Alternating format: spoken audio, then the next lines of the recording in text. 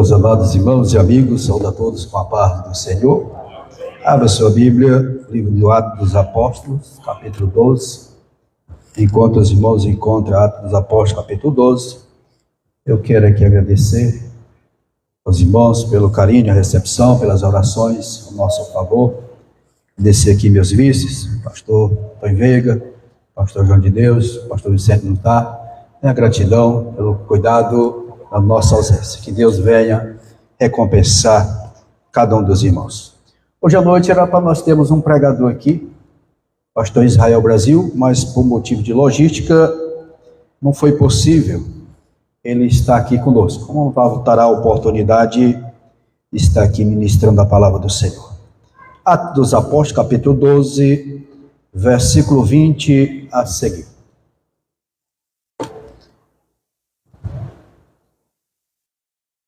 E se ele estava irritado com os de Tiro e de Sidom, mas estes, vindo de comum acordo ter com ele, e obtendo a amizade de Blasto, que era o camarista do rei, pediam paz, porquanto o seu país se abastecia do país do rei.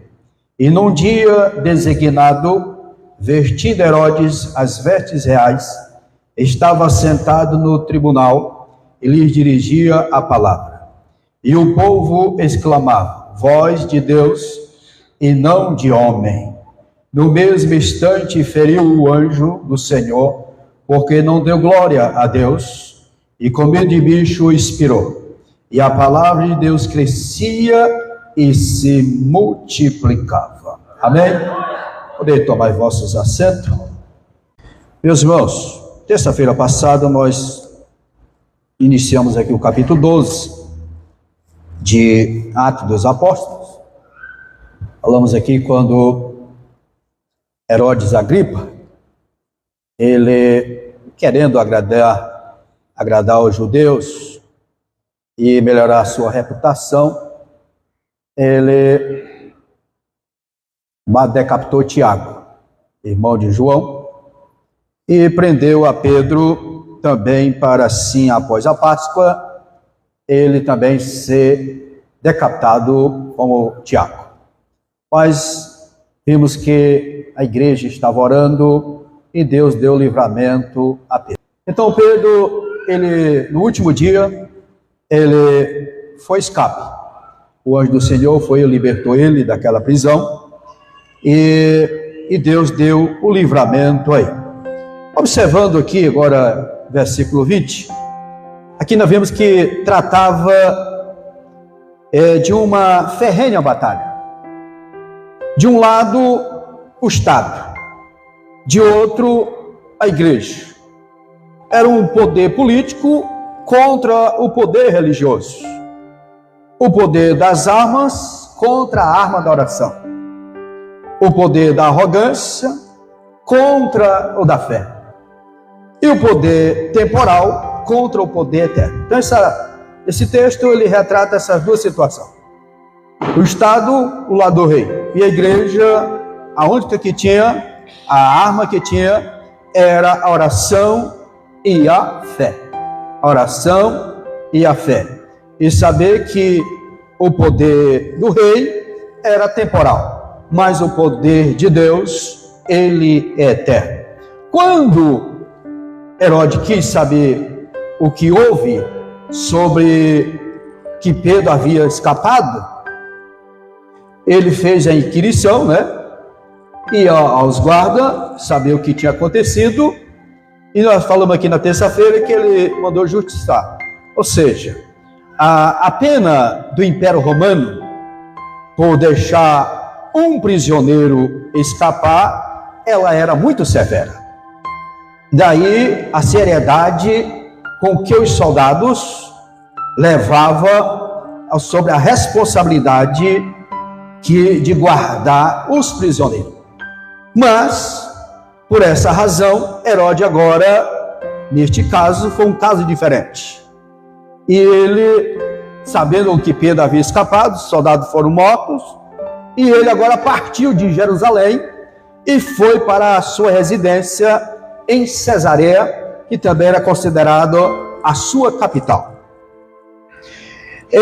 A Bíblia não deixa bem claro, não sabemos por certo, porque Herodes Agripa I estava irritado com os habitantes de Tiro e de Sidom.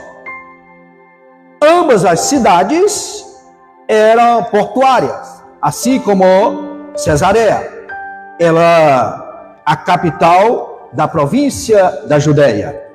Tiro e Sidom eram cidades também mercantis, mas devido à sua localidade, as terras não produziam o alimento suficiente para o sustento daquela cidade. Era uma região que produzia muito pouco produção agrícola. E recebia de Israel e de Judá o trigo, o mel e o azeite. Temia agora, portanto, que o rei, tão vingativo como era, Herodes, cortasse o seu sustento. Por esta razão, os representantes de Tiro e Sidom, por intermédio de Blasto, o oficial da corte, eles conseguiram uma audiência para apresentar o seu caso ao rei. E ali estava marcado aquele dia em que ele ia se reunir com os representantes de Tiro e de Sidom. E o versículo 21 diz que ele, vestindo as suas vestes reais, ele estava ali no seu tribunal, estava ali assentado, e ele dirigia a palavra, ou seja, ele trouxe um discurso para todos que estavam ali. E diante daquele discurso, o povo exclamava que era a voz de Deus e não de homem. A voz de Deus e não de homem.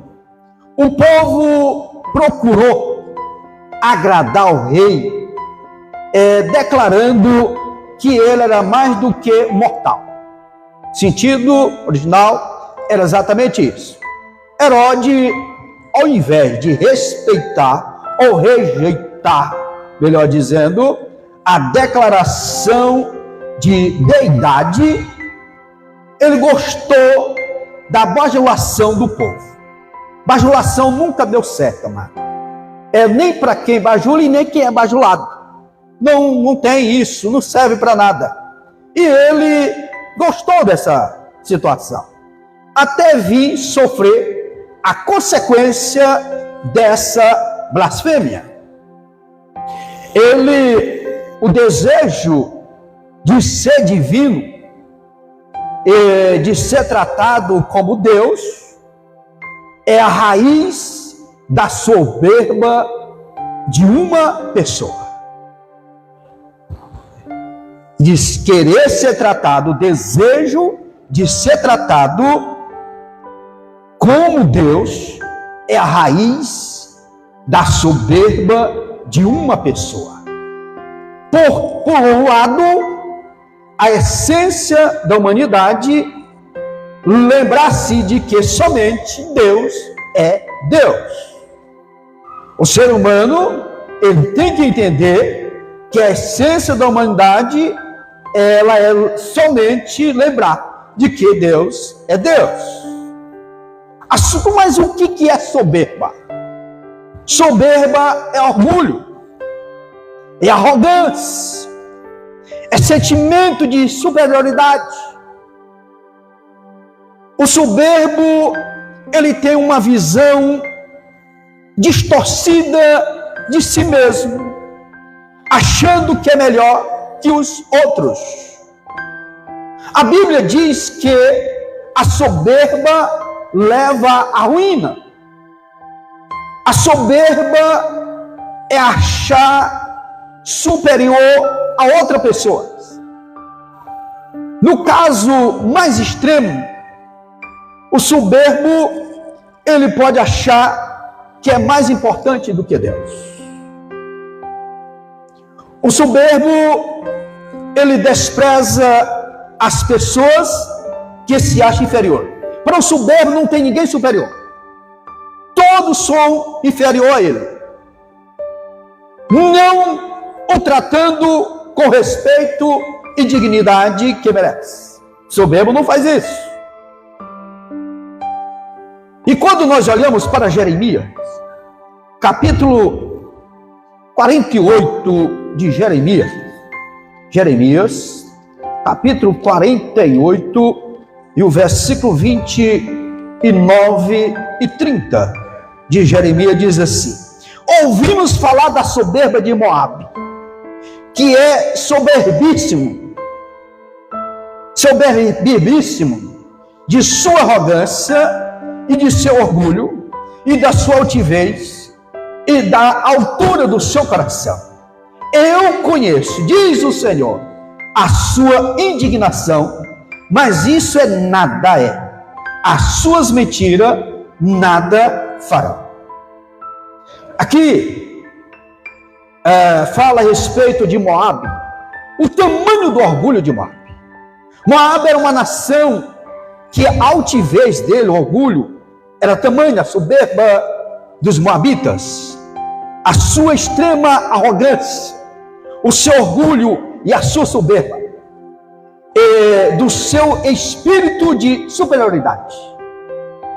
E Deus diz: conheço a sua arrogância, e declara o Senhor, a sua tagarelice sem fundamento são as suas ações de que nada alcança. A razão de Moabe não ter sucesso, não ser alcançada, foi exatamente por causa da sua arrogância. A soberba, ela é perigosa porque torna a pessoa insensível e insensata. O soberbo, ele torna egoísta e põe seus próprios interesses acima das pessoas inferiores. Em vez de adorar a Deus, adora a si mesmo. E nós estamos vivendo dias que as pessoas querem concorrer com Deus, querem também ser adoradas, e querem adorar a si mesmo, desprezando o poder de Deus.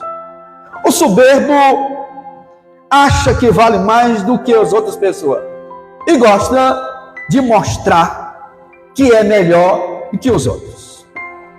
Humilha quem ele acha inferior. Põe sua vontade acima da vontade de Deus. Agora a Bíblia, ela é bem clara e dizer que o castigo da soberba é a humilhação. Deus não erra. Deus ele não quer que ninguém se exalte, porque poderia combater de outra forma, mas Deus usa que o castigo da soberba é a humilhação. O soberbo não entende que sua vida depende de Deus, tal como qualquer outra pessoa. Por causa da sua atitude insensata, o soberbo, ele cai em desgraça. Vamos ver o que diz o profeta Obadia. Obadia está depois de Amós, capítulo único, versículo 3, diz assim, 3 e 4. A soberba do teu coração te enganou, como que habita nas fendas das rochas, na sua alta morada, que diz no seu coração: quem me derribará em terra? Se te elevares como a águia e te puseres o teu ninho entre as estrelas, dali te derribarei, diz o Senhor. Então o Senhor combate a exaltação, a soberba, exatamente com a humilhação. Diz que Deus resiste ao soberbo, porque essas pessoas satisfazem o seu orgulho no mundo. Ela se considera autossuficiente. O soberbo se acha merecedor de tudo. Merecedor de tudo. Então, onde há o orgulho, não há espaço para a graça. Porque o que é graça? Favor imerecido. Mas se tem a soberba, não tem espaço para a graça. Esse favor imerecido. Por um lado, Deus dá a graça aos humildes. Diferente dos soberbos. Os humildes entendem que são totalmente dependentes de Deus e são gratos por sua graça derramada. Bendito seja o nome do Senhor. Aleluia. Nós somos gratos ao Senhor pelo esse favor alcançado que nós não merecíamos, mas Deus nos amou e Ele nos concedeu dessa graça. E no Novo Testamento nós vimos aqui essa citação que nós vimos lá em Provérbios, capítulo 3 de Provérbio, capítulo 3, e o versículo 34. Provérbio 3, 34 diz assim: certamente ele escarnecerá dos escarnecedores, mas dará graça aos mansos, ou em outra versão, os humildes. E então, com base nesse texto de Provérbio, Tiago, ele escreve Tiago 4 e 6. Tiago 4 e 6, ele baseado nesse texto, ele vai dizer: antes da maior graça, portanto diz Deus, resiste aos soberbos e dá, porém, graça aos humildes.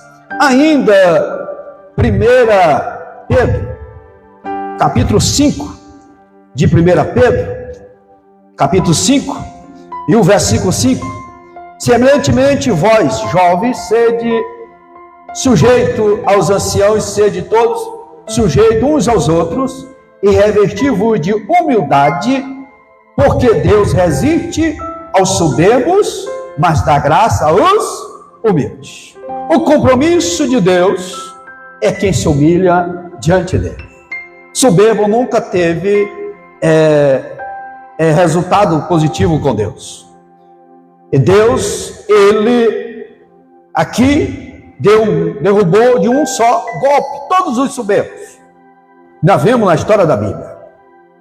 E aqui, quando nós olhamos lá para Daniel, profeta Daniel, capítulo 4 de Daniel, capítulo 4, versículo 28, Daniel, capítulo 4, versículo 28 ao 33, disse: todas essas coisas vieram sobre o rei Nabucodonosor, ao cabo de 12 meses, andando a passear sobre o palácio real de Babilônia, falou o rei e disse: não é esta grande Babilônia que eu edifiquei para a casa real, com a força do meu poder e para a glória da minha magnificência? Ainda estava a palavra na boca do rei, quando caiu uma voz do céu: a ti se diz, ó rei Nabucodonosor, passou de ti o reino, e será tirada entre os homens, e a tua morada será com os animais do campo, far-te-ão comer erva como os bois, e passar-se-ão 7 tempos sobre ti, até que conheça que o Altíssimo tem domínio sobre os reinos dos homens e dá quem quer.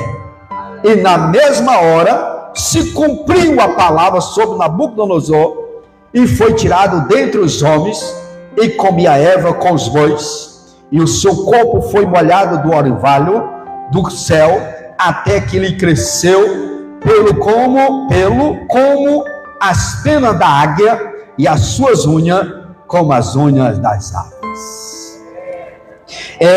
Havia completado um ano que ele tinha tido um sonho daquela árvore que tinha crescido, e todos dependiam dela, sobre aquela árvore, mas diz que depois aquela árvore foi cortada, deixando só o tronco, foi colocado uma segurança no tronco daquela árvore. Você pode ler todo o capítulo 4, e os sábios ali não souberam interpretar. Foi quando ele chamou Daniel. Diz que Daniel tinha um espírito excelente, do santo, e Daniel deu a interpretação para ele. Disse: ó rei, essa árvore é tua, essa árvore é tua, todos os demais dependem de ti, só que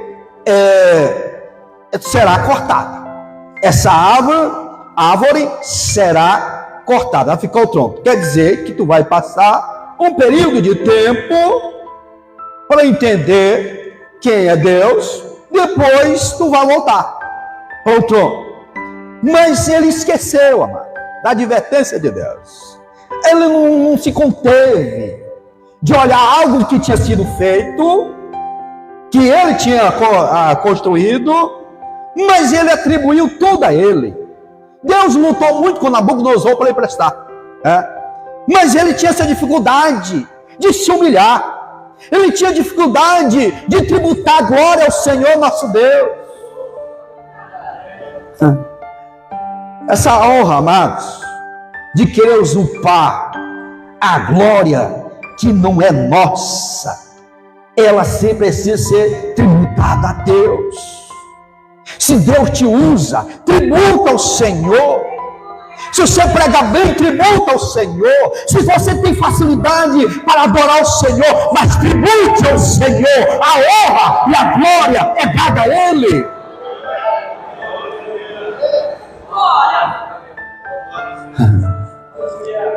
Não, quem fez isso? Não, foi eu que fiz. Quem eu que fiz coisa isso para nenhuma, mano?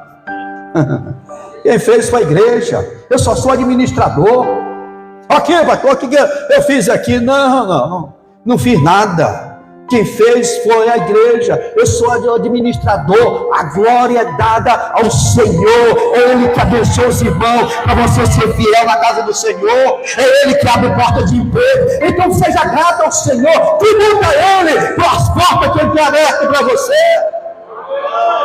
Não, eu consegui isso aqui pela minha capacidade. Claro, Deus te deu o dom de administrar, mas se a mão dele não estiver estendida, abençoando, não prospera. Só prospera se a mão de Deus estiver estendida. Nabucodonosor imediatamente veio sobre ele aquela doença chamada licatripia ou zoantropia. O que é isso, pastor?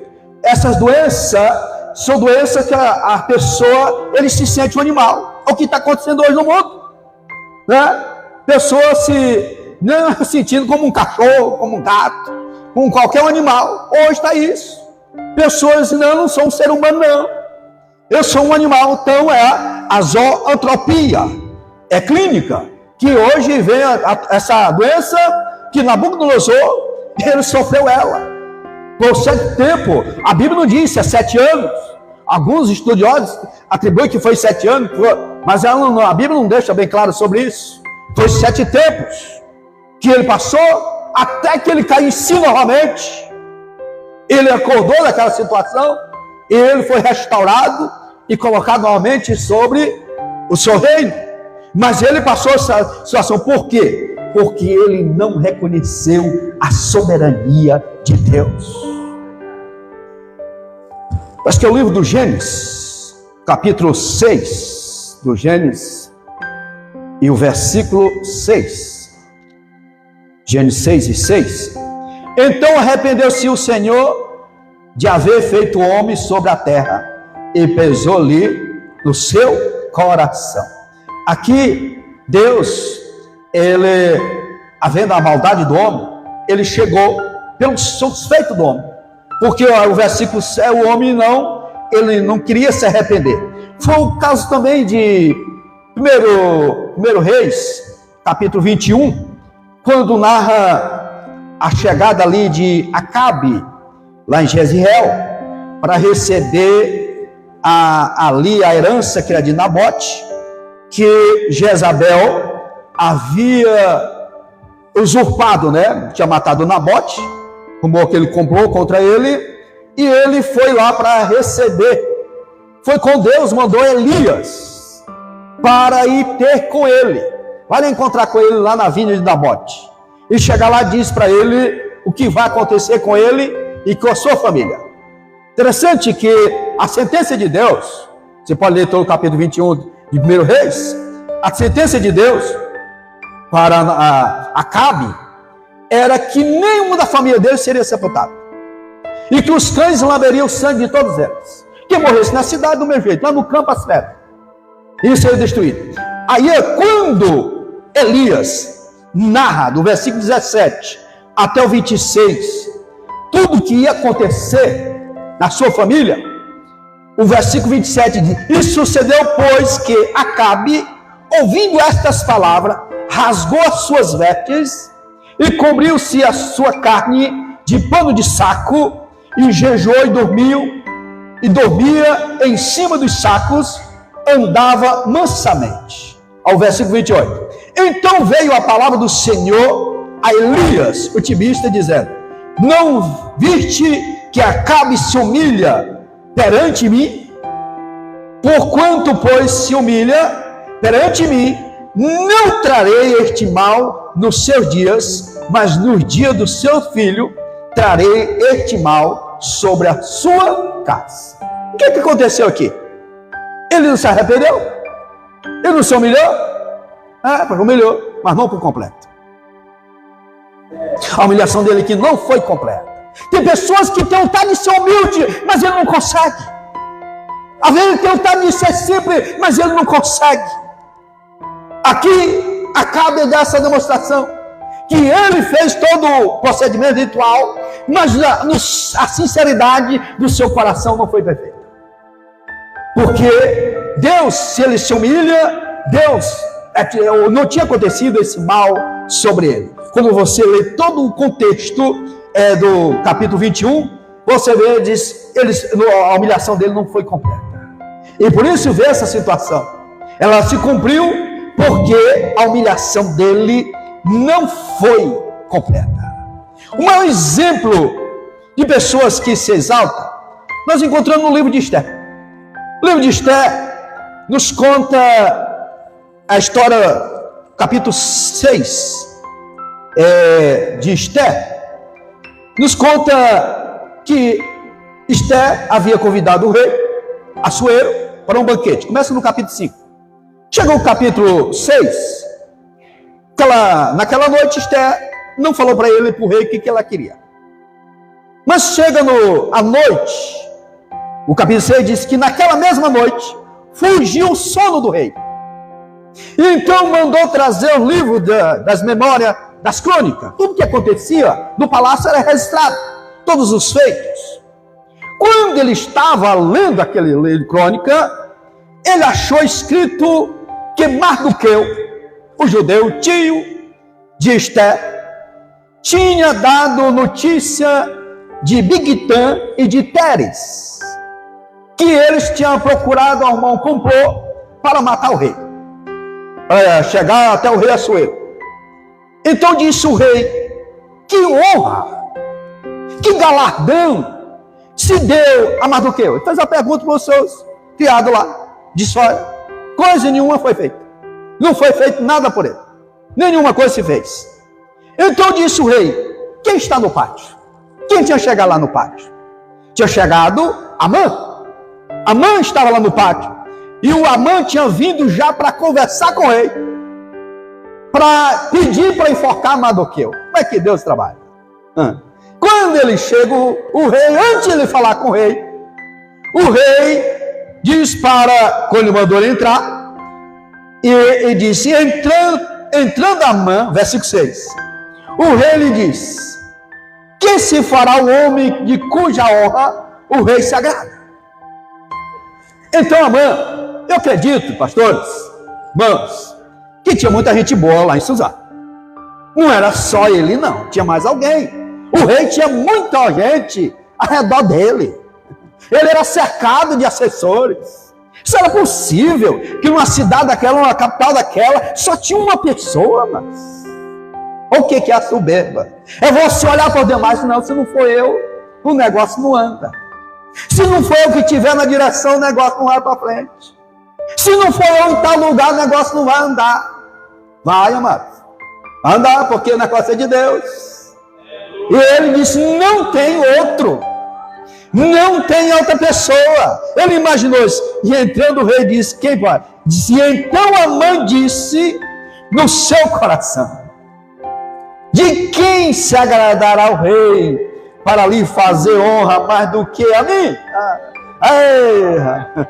Dono do céu, predileto de Deus.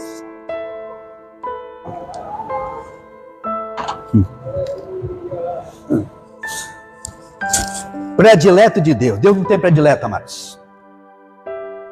Tem pessoas que se aproximam mais de Deus, mas o tratamento de Deus é igual.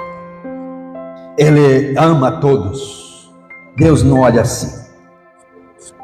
Ele olha assim, no geral.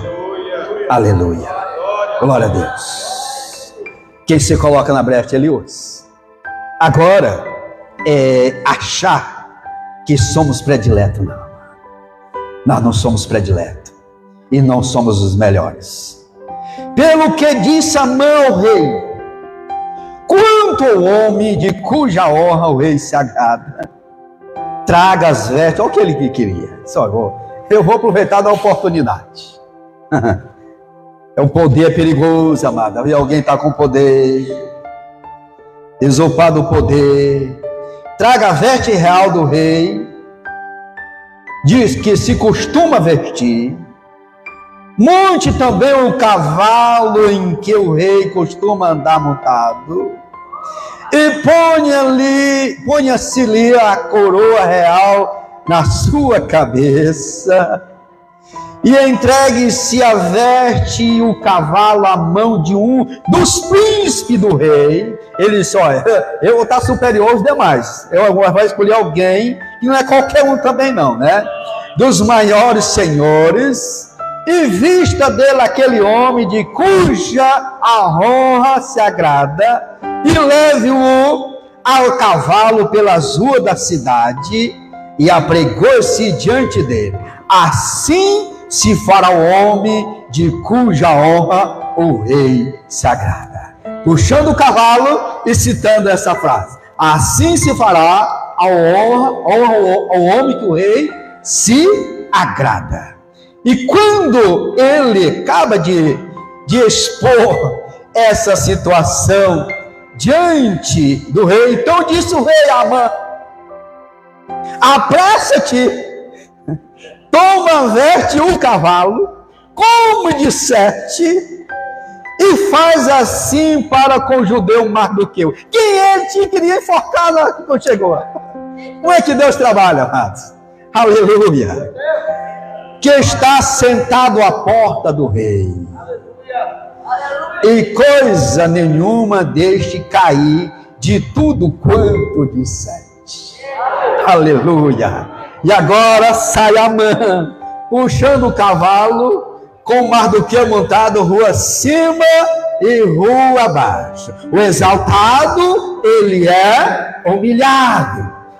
O resultado, o preço da exaltação é a humilhação. Não adianta o homem se exaltar, a humilhação chega na porta dele, amado. Não adianta. Você pode ter a posição mais elevada, mas se exaltar, a humilhação chega na porta. É melhor você estar humilde diante do Senhor, não deixar que poder ele venha subir o topo da sua cabeça. E quando ele termina de fazer tudo isso, ele vai para casa com a cabeça coberta com vergonha. Se alguém está vendo na rua o que ele estava fazendo. Ele vai para casa, Mardoqueu, o Mardoqueu se exaltou? Não. Eu falei que ainda desse, ele voltou para a porta. E não era o momento dele ainda. Ele voltou a sentar lá na porta, onde ele era de costume sentar. Ele voltou para a porta do rei, versículo 12.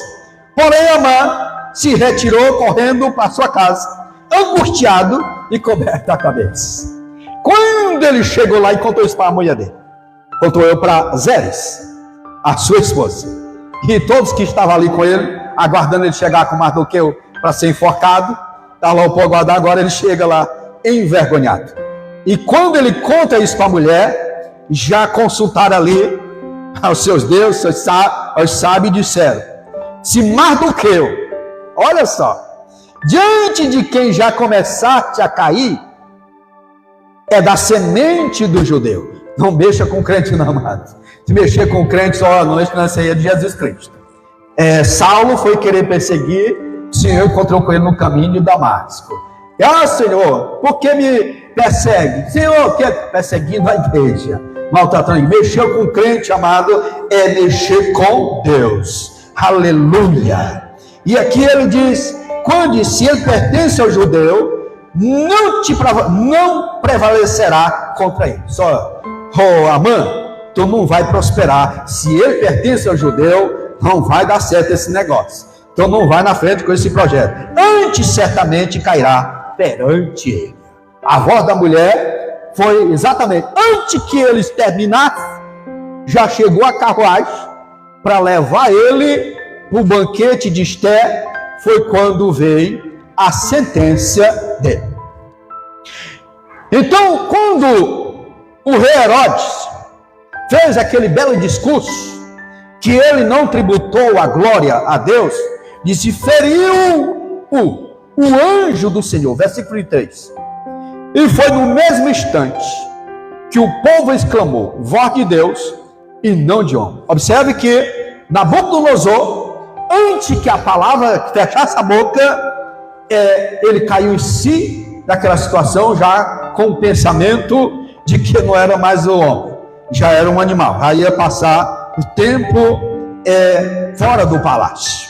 E aqui, quando ele exclamou, imediatamente que Herodes foi ferido e já está de purificação, porque já foi comido imediatamente. O Senhor, ele deseja que o exemplo horrendo de Herodes fique perante os nossos olhos todas as vezes que somos tentados a buscar honra nos homens. É um perigo, amados. Nós, o ser humano, podemos até receber honra, mas não glória. Honra, Deus permite, se eu ser honrado, mas glória não.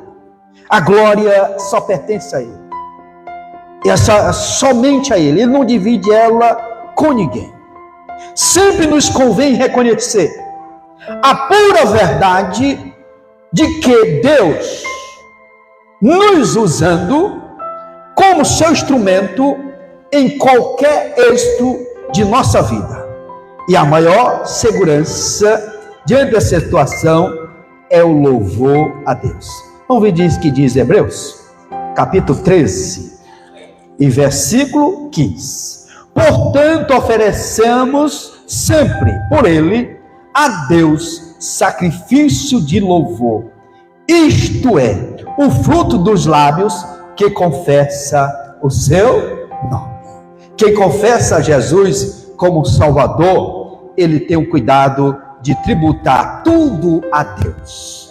Ele oferece sacrifício ao Senhor. Mesmo momento, porque o sacrifício de louvor é quando você olhando não tem nenhuma razão lógica para você estar adorando, para você estar louvando. As coisas estão tudo contrário, as portas estão fechadas, a enfermidade bateu a porta, situação difícil. Mas aí o sacrifício de louvor, ele chega diante de Deus e Deus entra com providência.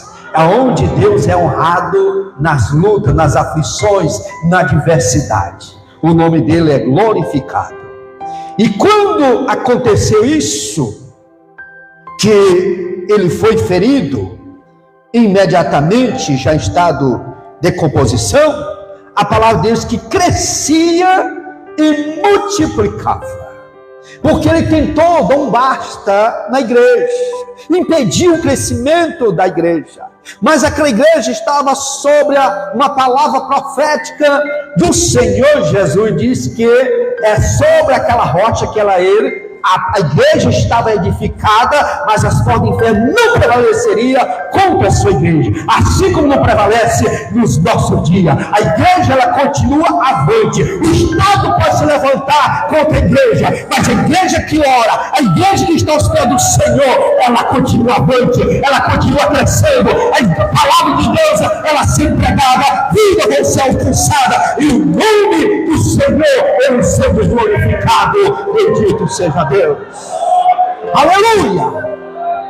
O Estado não intimida a igreja do Senhor, amados. A igreja, ela continua. Se fecha a porta, Deus abre milhares de portas para que o Evangelho ele seja pregado, anunciado. Nada vai empatar, impedir o crescimento da igreja do Senhor. Porque estão arquitetando tantas leis, tantas coisas para impedir a igreja. Tem muita gente com medo. Tem muita gente com medo dessas coisas. Eu não tenho medo, amados, de forma alguma, porque a igreja de joelho, o homem não é tão grande quando ele está de joelho. O Moody disse isso, não foi Moody? Se não me engano, ele disse que o homem é tão grande quando ele está de joelho, porque quando ele está de joelho, ele está submisso diante do Deus Todo-Poderoso, um Deus que nunca perdeu uma batalha, um Deus que está atento a todos os detalhes, todas as coisas não passam despercebidas diante do Senhor nosso Deus. E é esse Deus que nós servimos, é esse Deus que nós exaltamos. E foi inevitável que a morte providencial de Herodes, logo após derramar tanto sangue em Jerusalém, impressionasse grandemente ao povo. O resultado foi que a influência da palavra sobre o povo crescia e o número de conversões aumentava. Aleluia, aumentava. E este ano, amarrador, é um ano de desafio, mas também um ano de colheita. E eu creio que o Senhor vai salvar muitas vidas para o seu reino, porque a igreja é dele, a igreja é do Senhor Jesus, e nós somos servo dele, nós somos instrumento na mão dele. A honra e a glória, o louvor pertence a ele. Enquanto a igreja estiver tributando louvor e gratidão ao Senhor, Deus está abençoando o seu povo, abençoando a sua igreja. Amém? Que Deus de Cristo nos abençoe e continue falando melhor aos nossos corações.